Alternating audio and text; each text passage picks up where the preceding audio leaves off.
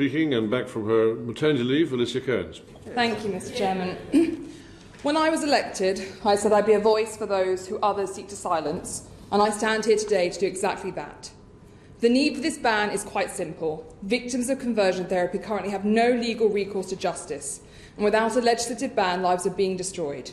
I submitted to the Minister last year a proposed legislative framework backed by over 15 major LGBTQ+ advocacy groups, as well as 10 representatives of all major faith groups in the UK. It sets out a framework that would enable prosecutions to stop this heinous practice, enable statutory bodies to give victims support and protection, identify serial perpetrators, stop the advertising of this fraudulent quackery, and protect potential victims and prevent them from being taken abroad. Because it is only through legislation that we will achieve the protections these communities need and deserve. And I thank the Prime Minister, the Equalities and Health Secretaries for their support for a ban. But I want to focus today on tackling the arguments made by those opposing the legislation. Firstly, the idea that people can consent to this so-called therapy. Parliament and our courts have long recognised that one cannot consent to bodily harm and torture, and conversion therapy is that. Victims of conversion therapy bear mental and physical scars for life, and for that reason, consent cannot be freely given. Secondly, that a ban somehow infringes on practice of religion. It does not. Religious liberty is fundamental, but so too is the liberty to live your life free of identity-based violence and abuse.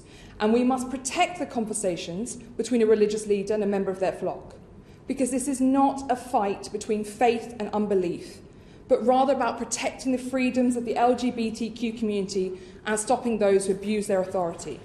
We must protect people from those who carry out practices that would never be accepted by any qualified mental health professional.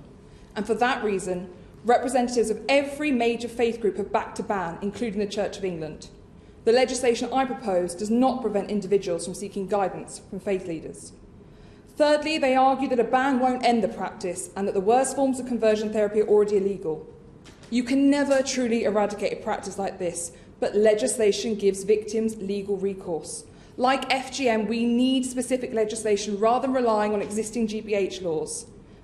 Fourthly, they argue that conversion therapy isn't happening in our country, or to very few people, and that it's not that severe. How many lives have to be lost for it to be deemed to be worthy of tackling? In our country, people are being forced to eat purifying substances, beaten and whipped, forced to undergo exorcisms, corrective rape, being forced into marriages and undergoing genital mutilation. People on my side of the benches have been threatened with and forced to go through conversion therapy. And 2,000 people in the country have the courage to tell the government that they have been subjected to it. But how many more suffer in silence? Finally, some opponents claim that transgender individuals should be removed from the legislation.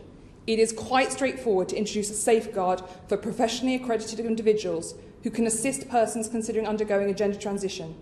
Conversion therapy falls disproportionately on this community, and any ban that excludes trans people would make legislation self-defeating.